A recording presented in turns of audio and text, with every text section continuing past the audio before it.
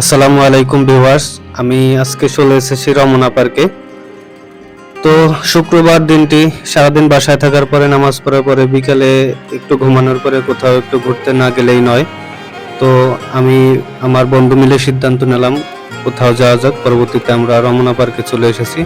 রমনা পার্কটি আমি যেখানে থাকি আমার বাসা থেকে কাছাকাছি, মোটামুটি 15 থেকে 20 মিনিট হেঁটে যেতে সময় লাগে। তো আমি আমার বন্ধু চলে আসলাম বিকালে নামাজের পরে।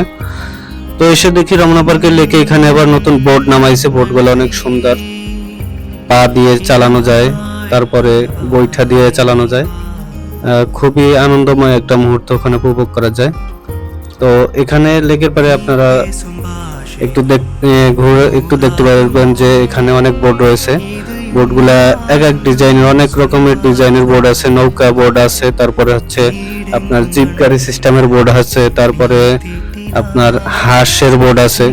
বিভিন্ন রকমের বোর্ড আছে, যার যেটা পছন্দ হয় সে সেইটা নিয়ে ঘুরে। এটা হচ্ছে জিপ জিপ গাড়ি সিস্টেমের। এখানে একটা বোর্ডে আপনার 5 জন 6 জন, তারপরে 2 জন করে বিভিন্ন ছোট বড় টাইপের বোর্ড আছে। 2 জন থেকে শুরু করে 5-6 জন পর্যন্ত একটা বোর্ডে চড়া যায়।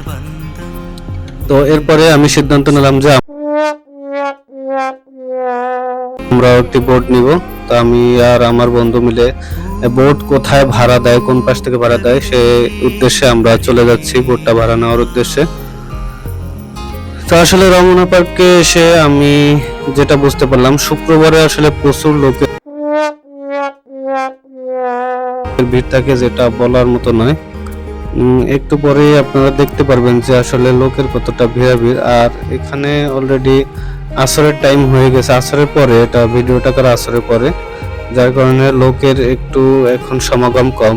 কিছুক্ষণ আগে অনেক লোকজন ছিল, তো আমি চিন্তা করলাম যে লোকজন একটু কমুক, তারপর ভিডিওটা করব। তো আপনারা এখন দেখতে পাচ্ছেন মোটামুটি ফাঁকা জায়গা আছে, লোকজন চলে গেছে। যারা দূর দূরান্ত থেকে আসে তারা সন্ধ্যার আগে চলে যায়। তো আমার বাসা যেহেতু ধারে, আমাদের তো লেট হলে সমস্যা নাই, একটু লেট করাই যায়। এরপরে আমি হাঁটতে হাঁটতে চলে যাচ্ছি আসলে বোটটা কোন দিকে ভাড়া যায়।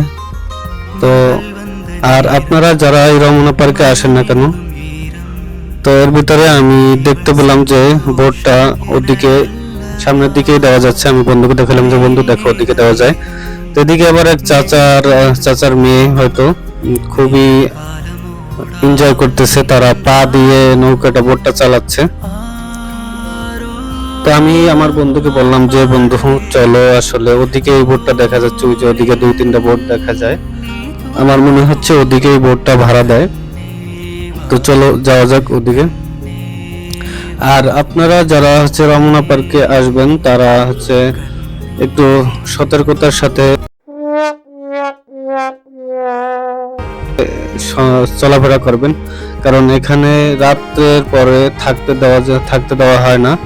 আর রমনা পার্কের ভিতরে আর একটা বিষয় আমার কাছে খুবই ভালো লেগেছে, যে রমনা পার্কের ভিতরে কোনো খাবার বা কোনো যে কোনো খাবার যদি কোনো কিছু বিক্রি করা হয় না, বিক্রি করা না করার কারণে মোটামুটি রমনা পার্কের ভিতরে পরিবেশটা অনেক সুন্দর আছে।